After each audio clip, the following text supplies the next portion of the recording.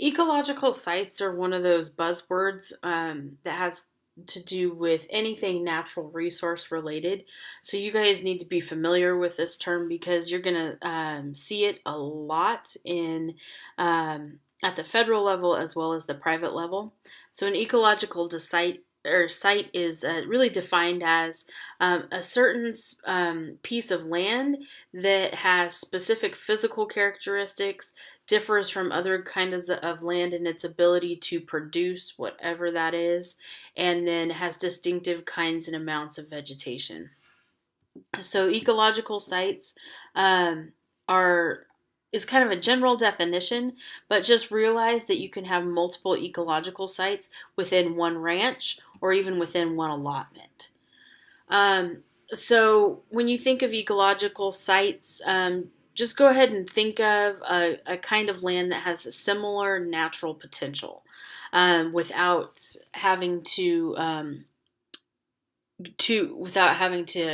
actually intensively manage a piece of land or a piece of land to get it to produce more just so it's equal with other pieces of rangeland. So this ecological sites are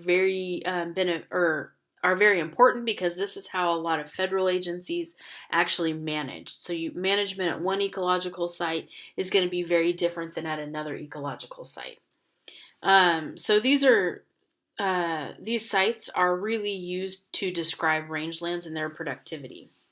So ecological sites, just to give you a little bit of a visual definition, are going to vary in the kinds of amounts of vegetation. So as you can see here, kind of ignore the black lines for a moment. We actually have one or a part of one ranch here that is all privately owned.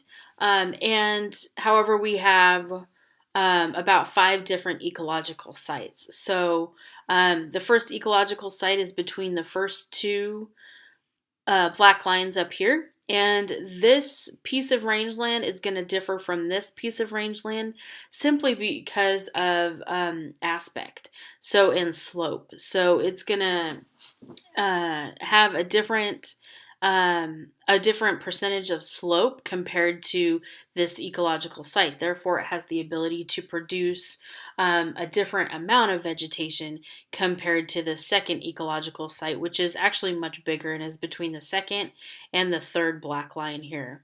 This has a much steeper slope, doesn't have really a lot of the ability to grow a lot of abundant vegetation, therefore probably won't be grazed very much, definitely not by a lot of the domestic livestock, but maybe not even by any wildlife as well. And then the third ecological site is kind of a transition between high altitude and bottom ground. And this is where you still see quite a bit of slope, but it will be at a lesser grade percentage than the ecological site number 2. And you can see that it has different types of vegetation than ecological site 2 as well. You're going to see more shrubs, more grasses, because water is not simply running off this ecological site. Therefore, it has the ability to have deeper soil and actually be able to grow some more forage. And then we have an ecological site that is pretty much the same on either bank of the stream. So this is the fourth ecological site, and you can see here this is probably going to be preferred by the domestic grazers for sure. It's close to water, it's flat, so it's going to have the ability to soak up a lot of water that's going to be coming off of these steeper areas.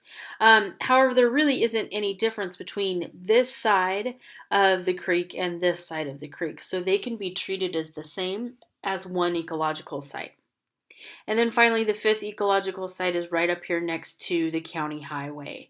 And chances are it looks a lot like ecological site number 4, but what is actually making it different is this is fenced right here. So you get no grazing, which is going to really change the amount of forage that is available to grow there.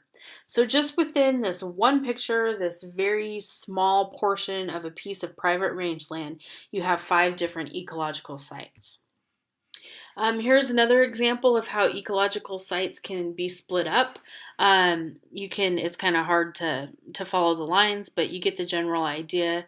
We've got a piece of vegetation up here at the very top that is pretty flat. That's going to be its own site.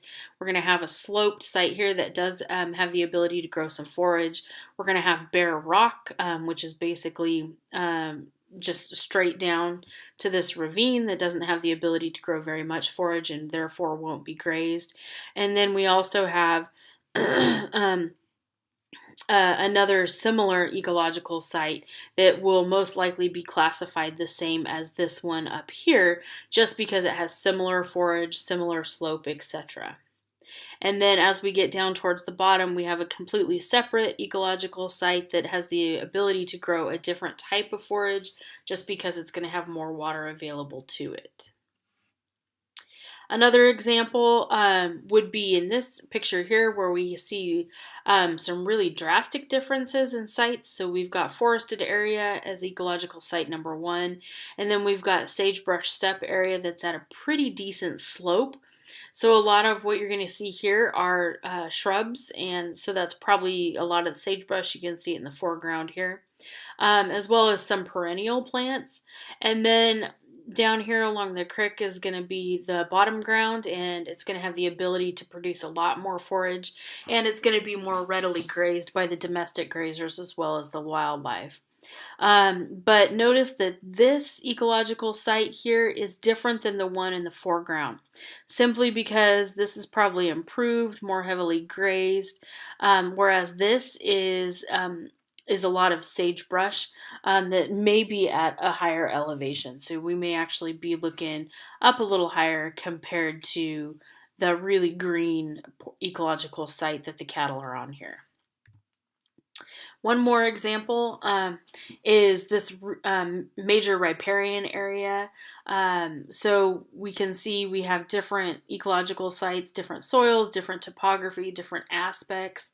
And it's a transition from really high altitude to bottom low ground mountain valley areas. And that sagebrush is going to be pretty dense in that transitionary period because it's moderate soil, so it has the ability to actually hold deeper roots. And then down here in the bottom ground is kind of swampy and has a little bit of wetland effect to it. So you're going to see a lot of reed grasses as well as grass-like species. And so they're going to be classified as different vegetation types, therefore different ecological sites. So ecological sites are primarily based on soil. That's how we first define an ecological site, because soil is going to affect the type of plants that have the ability to grow on that piece of land. So soil maps are going to be used to inform ecological sites, and this, you guys can actually look up the U.S. Web Soil Survey, and it's a really good website. You can actually enter an address or an area, search through kind of a Google map type thing, and it will show you what soils are in certain areas. So these descriptions are going to start with the Web Soil Survey, and then you can add more descriptions to that piece of land. So you can add in forage, you can add in plant species, that type of thing. So very similar to what we've done in the inventory. All right, so just one last slide here looking at some different ecological sites that are based on the Web Soil Survey. The Web Soil Survey website is down here at the bottom, but this is actually in North Dakota. And you can see that you have different sites based on topography. So we have hill area that is going to be its own ecological site.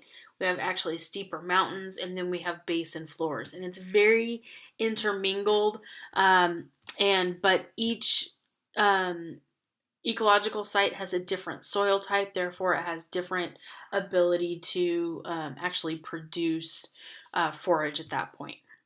All right, so now that you guys have a good handle on ecological sites, be thinking about where these sites are at on your individual ranches, because some ranches are going to have areas that are more productive than others. Therefore, they would be classified as different ecological sites.